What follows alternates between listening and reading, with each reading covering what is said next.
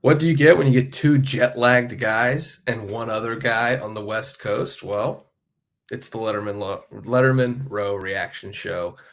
We are basically here for the Monday after, but it is Tuesday, and the travel schedule has messed everything up. But it's the off week, the idle week. We've let this loss to Oregon cook a little bit. Andy Backstrom in the middle of your screen, Tim May on the other side of the continent, let alone on the other side of that screen, and then me, Spencer Holbrook. Two of us, like I said, back in the Cap City. We're here to talk about Ohio State's 32-31 loss to Oregon on Saturday night in Autzen Stadium. And I'm just going to open up to Andy. Andy, we've done quite a bit of rewatching through airports throughout the U.S. We've done quite a bit of rewatching, replaying in our heads. Ryan Day said he's watched every play 1,000 times in his head. He said that on the Buckeye Roundtable show Monday night. I don't know where you're going to go with this, but I'm just going to hand it over to you, Andy. First thoughts after the rewatch of Ohio State, Oregon. I think we learned a lot about Will Howard and how he can perform in these games. I think he was really impressive. This was the third time in the last 4 games he's completed at least 80% of his passes. So his accuracy has taken a big jump from his time at Kansas State to here at Ohio State. We thought that was possible with the improved weapons that he has. But it's one thing to talk about it and another thing to see it happen, especially on a stage like last Saturday night against Oregon in Autzen Stadium. So I think that's been really impressive. It's the 2 plays that stick out. It's the slide at the end, of course, that everyone wants to talk about.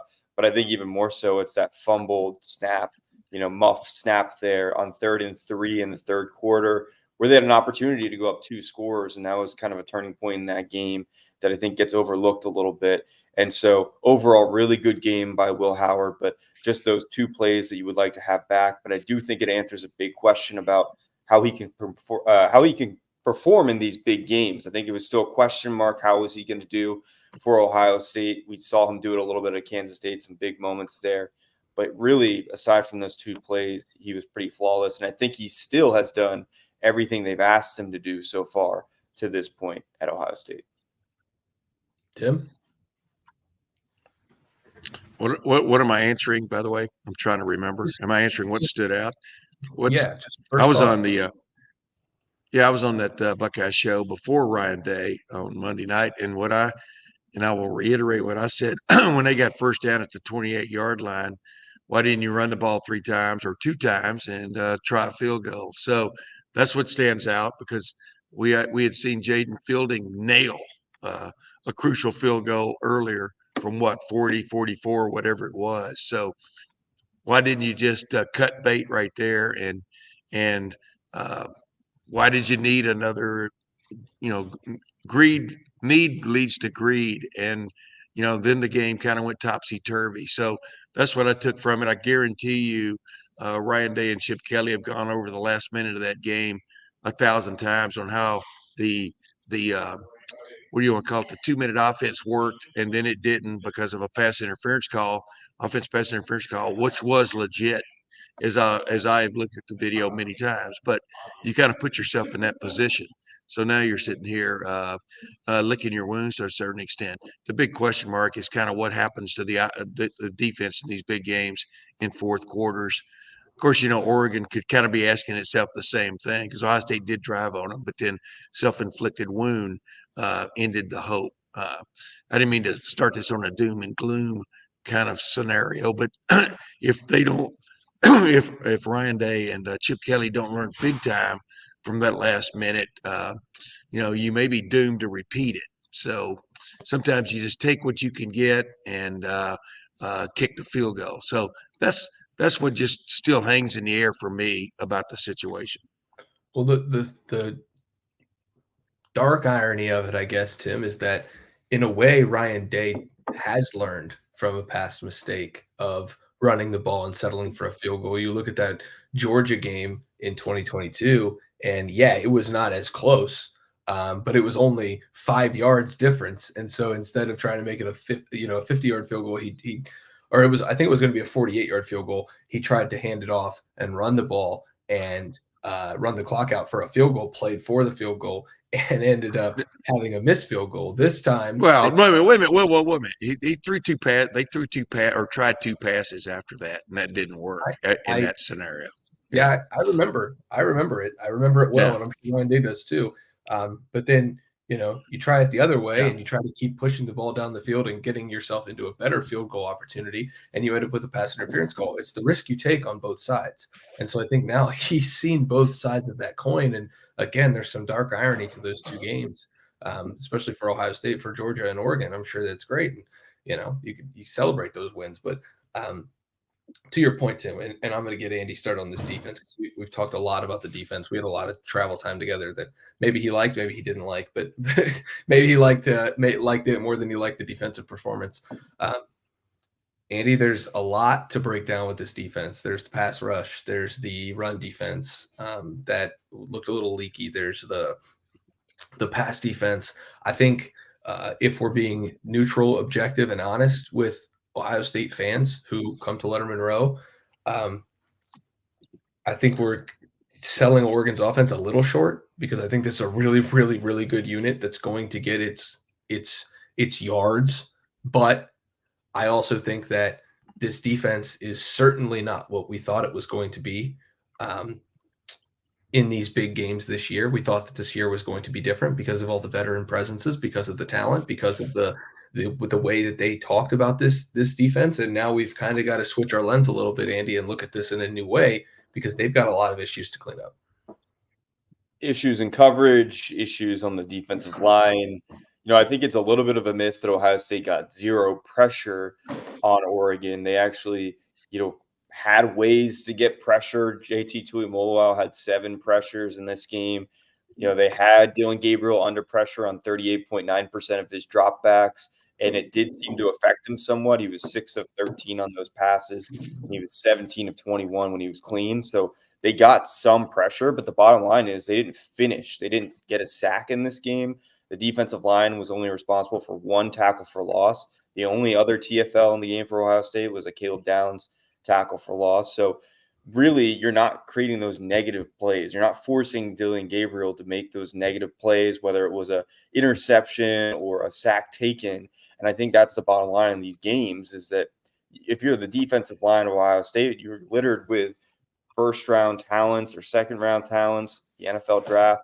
You need to be making the big-time plays. That's finishing sacks. That's forcing errant throws that result in interceptions or tip passes.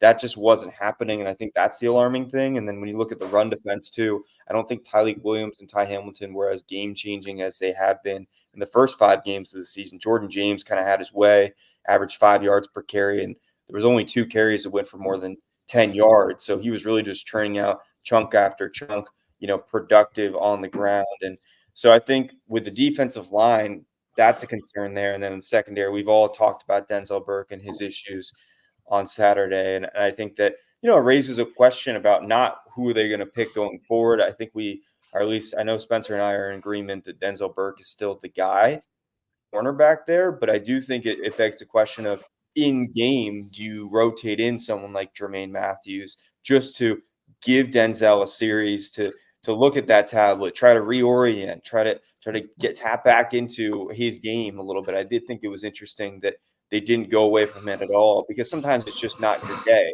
And I thought that was interesting that they just kind of stuck with him through that really tough second quarter.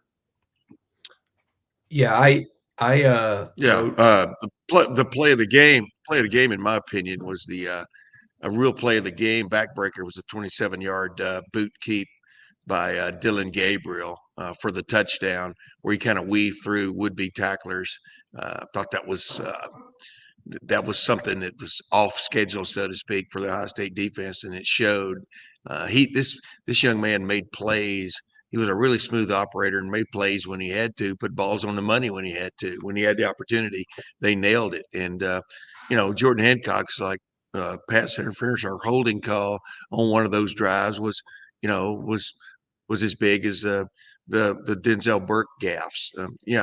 There's a lot of, when you look around the defense, there's a lot of, I don't know if blame is the correct term, a lot of responsibility that you spread around. I mean, the linebackers didn't have a great day, in my opinion. I don't know if y'all agree or not, but you just look at this defense once again in the fourth quarter, especially, couldn't get the stop. And I would think that's very troubling to a certain extent to Ryan Day as much as it was what happened in the last minute of the game. Yeah, their last 5 losses, Ohio State's last 5 losses with Jim Knowles as the defensive coordinator, 0 punts in the fourth quarter by an opponent.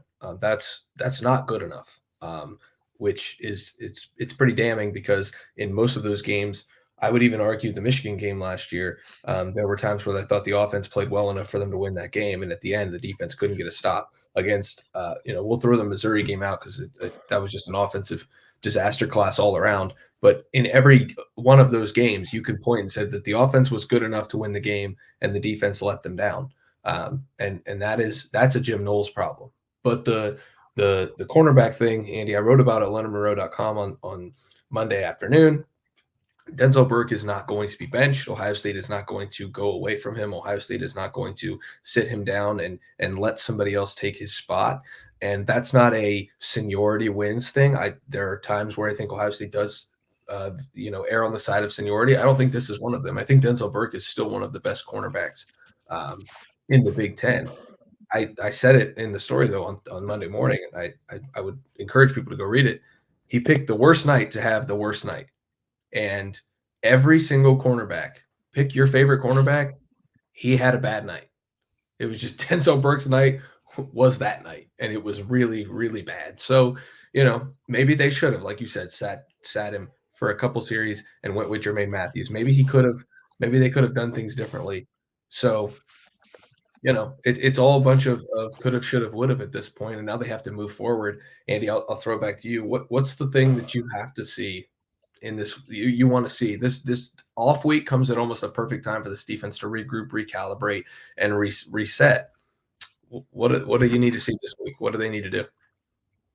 It just feels like some of the things that Jim Knowles is trying to do aren't necessarily working. At times it felt like they were trying to create pressure, like dropping those defensive ends back and sending linebackers. It wasn't particularly effective. You're not getting as much production from your defensive line in general that you're expecting to get. I don't know if you switch up that rotation. There were times where they bring in, Hero Canoe as an extra defensive lineman towards the goal line. I don't think that particularly worked. Arvell Reese was brought in also in those situations, and I thought in his 4 snaps it was up and down, and we've seen a couple missed tackles from Arvell Reese the last couple of weeks after a really strong start to the season. So some of these shifts, these line shifts, some of that's Larry Johnson, of course, managing the defensive line. Some of it's on James Laurinaitis managing the linebackers. It's not all of a Jim Knowles thing, but he oversees everything here, and I think some of that has to be under the microscope in the bye week. If just how effective are these rotations? Are these coming in at the right time? Was this just a bad game all around? How do we evaluate that? But I just think that is interesting. And Jim Knowles talks about all the time, am I putting my players in the right spots to make the right plays? I still feel like at times, the coverage has been suspect with how far off Ohio State defensive backs are playing. It looked like Denzel Burke's eyes were in the backfield at times, and then he was getting caught, chasing these receivers downfield. Like, it feels like from a technical standpoint, they need to kind of reorient where they're at defensively. But yeah, there's got to be a huge back to the drawing board kind of situation here. And what's troubling about that is we've heard that before. Of course, you hear that with the Michigan loss and in 2022, you hear that with the Georgia loss in 2022, and to a certain extent, you hear that with the Michigan loss in 2023. And I think all those were in our heads as we were kind of evaluating this defensive performance that just felt so uncharacteristic going into this game. If we thought Ohio State was going to lose, it was probably going to be on the offensive line or maybe Will Howard. It was kind of on the defense, and I don't think any of us were expecting that. What impressed me, it looked like Oregon did a great job of scouting this defense. It looked to me like they had an idea about Denzel Burke and his impetuousness, maybe even his impatience to a certain extent, but they got him on double moves, a little stagger moves a couple of times, and left him chasing. I mean, sometimes it comes down to individuals that you found their kryptonite and you go after it. That's exactly what it looked like to me. I thought Oregon did a hell of a job in that regard, and then hit it at just, it really, their timing was impeccable in a lot of situations, especially catching him with no help over the top. I mean, watch it, whether or not the safeties were a little bit too activated to get up inside and maybe create some havoc as opposed to just playing center field. Both of them. I mean, there are all kinds of ways you can look at this and readdress it, but not getting to the quarterback enough to throw him off kilter is the beginning of fixing this thing. And I don't know how you know whether you fixed it until you play Oregon again in December, probably for the Big Ten championship. And then on the flip side, let's face it, you're probably going to get to it, Spencer, but walking that 12th man onto the field, was, some people are still calling it genius right now. I thought in its cold, cruel sense is cheating, because if the refs pick up on it, too bad. I mean, you pay a 5-yard penalty, but you've run 4 seconds off the clock. If the refs don't pick up on it, you've thwarted Ohio State's offensive plan on that particular play, which I believe they had no, they called a timeout before that, but you've thwarted Ohio State's offensive plan. So either way, this isn't Canada, it's the United States. You only play with 11 guys. And I really thought the time should have been put back on the clock there, because the officials should have figured out this was intentional. And, but, neither here nor there, spilt milk, etc. Even if Ohio State did that, and Oregon fans, because Oregon fans got a little crazy to them, man. They've been clipping our videos up. They've been talking, a lot on social media.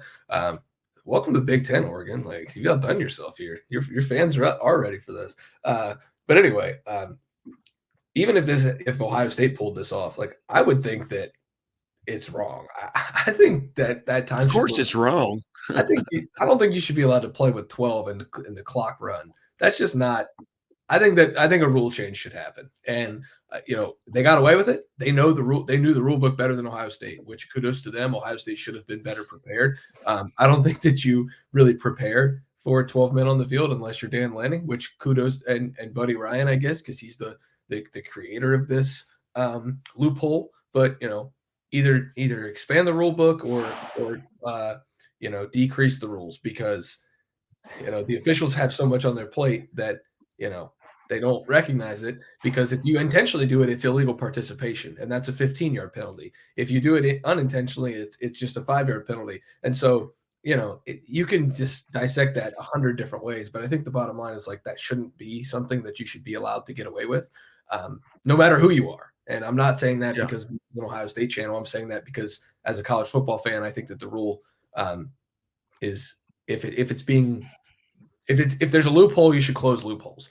But it is a loophole. Yeah. Here's the thing: if it had happened on the last play, Ohio State would have gotten an untimed down. You know what I mean? But it happened on the next to last play, and so they didn't. In fact, they lost time. So here's the other thing that I'll say based on what you said, Tim.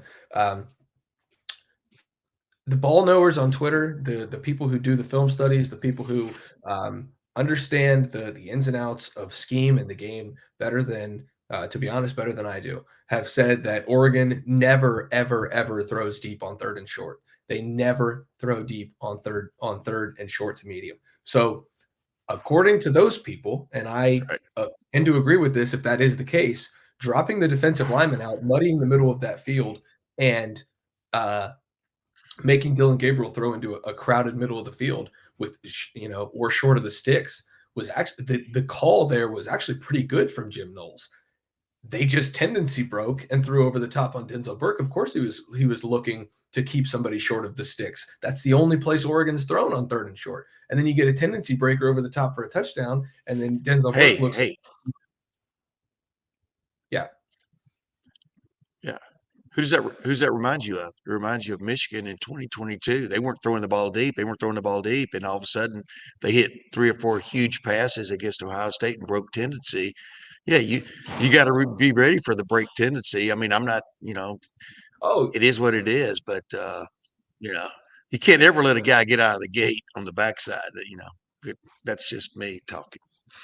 Yeah, no, I'm not. That's not a defense of Denzel Burke at all. He got caught looking in the backfield, but there's at least a little bit of you that understands why he got caught looking in the backfield. He's trying to keep a guy short of the sticks because Oregon's only ever run things short of the sticks there. So and we knew coming into this game, and Oregon didn't do much of it at all. Oregon was a quick passing, 1 to 2 seconds, get the ball out of Dylan Gabriel's hands, let the guys in space. They didn't do a lot of that. They broke the tendencies of their entire offense throughout Saturday night, and I thought that was interesting. Yes. And so, the game plan from Jim Knowles had to be a little bit, crunch that thing up, paper basketball it into the trash can, and see if you can come up with something on the fly.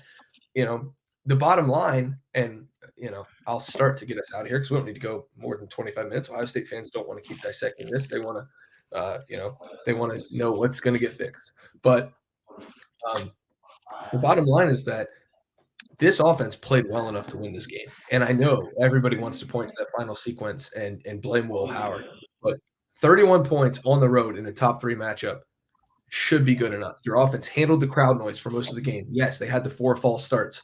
You're going to have a couple – I'm sorry, you're going to have a couple false starts on the road in a top 5 game.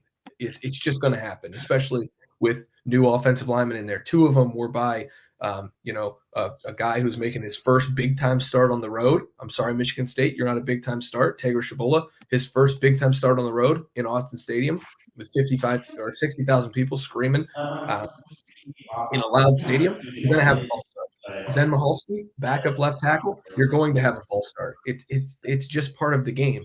Other than that, I thought this offense handled the crowd exceptionally well and was able to move the football on Oregon. You scored 31 points against that defense on the road, and you don't come up with a win. That I think I am willing to say that this Andy was on the defense. And now you've got to go back to the drawing board with your veteran defense you thought was going to be dominant all season. They wanted to be historic. And now they're historic in a different way.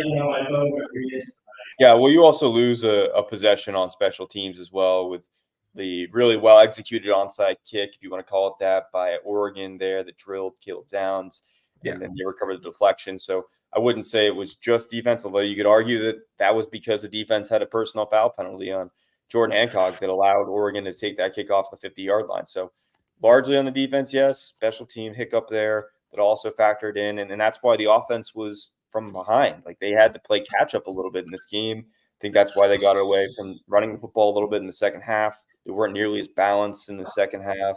I did think it was Quinshon Judkins' least productive game so far, had the fumble, certainly in that first quarter, which set the stage for Oregon's first score drive. And then Travion Henderson, big runs, wasn't very productive either.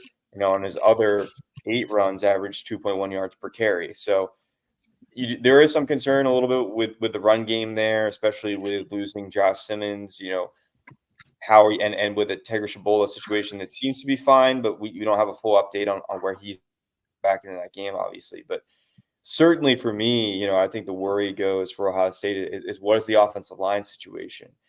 How comfortable do you feel with Zen Mahalski going forward at left tackle? He certainly had an admirable effort in that game, and kudos to him for stepping in and not having a seismic drop off, because that's a really hard thing to do when Oregon was getting some pressure throughout that game. But I think that going forward, that's going to be maybe a make or break thing for this team. Will Howard, as good as he's been, has been kept pretty clean so far this season. I think he did okay when he was under pressure at Oregon, but it's a different ball game if he's going to be facing some more pressure from the blind side. So I'm really curious to see what they do up front, if they move guys around, if they try out someone different, if it's just Zen Mahalski that's got the job. And I think that's going to be a key part of this season going forward. I will say, yeah, I'm not going to speculate right now. I'm just going to say, I'm not going to speculate right now what they're going to do. Yeah, good. Originally, and credit Tony Girdman at Buckeye Huddle who pointed this out. I saw it in real time. I didn't process it. Then we talked about it in the airport, and the memory kind of came back to me of Luke Montgomery jogging off the field when Josh Simmons was down on the field. Luke Montgomery sprinted onto the field, and the lineup was appeared to be Luke Montgomery at one of the guard spots. Donovan Jackson looked like he could be playing tackle. I'm not saying that's what's going to happen. And again, credit Tony for this because he's the first one to point it out. And if you go back and watch everything that was going on TV and just being in the stadium, seeing Luke Montgomery jog off the field, and I thought, that's interesting. Why was 51 in there to begin with before Zen Mahalski comes in? I don't think that Zen Mahalski is the clear-cut, set-in-stone starting left tackle for this team right now, especially with the offense right now. I think they've got not great options, if I'm being honest and transparent with everybody, but I think they do have options. And you have to now find – it's not about the best left tackle for Ohio State. Right now, with Tegra Shabola banged up because he didn't look as good in the first half, I thought, as he did in that first quarter before he got hurt. You have to find the best five because your next two defensive lines you play are a Nebraska front that, for all of their flaws, they get after it, and then a Penn State front that is going to pressure you and is going – if you have a weak link, they will test it. And the reason Ohio State's offensive line held up against Penn State last year was because Chop Robinson didn't play because he was hurt for most of the game. So now you've got issues on the offensive line. We're going to do a full offensive line video. I'm just letting you guys know for the first time. At some point this week, we'll reconvene and just talk about the offensive line because it needs the attention.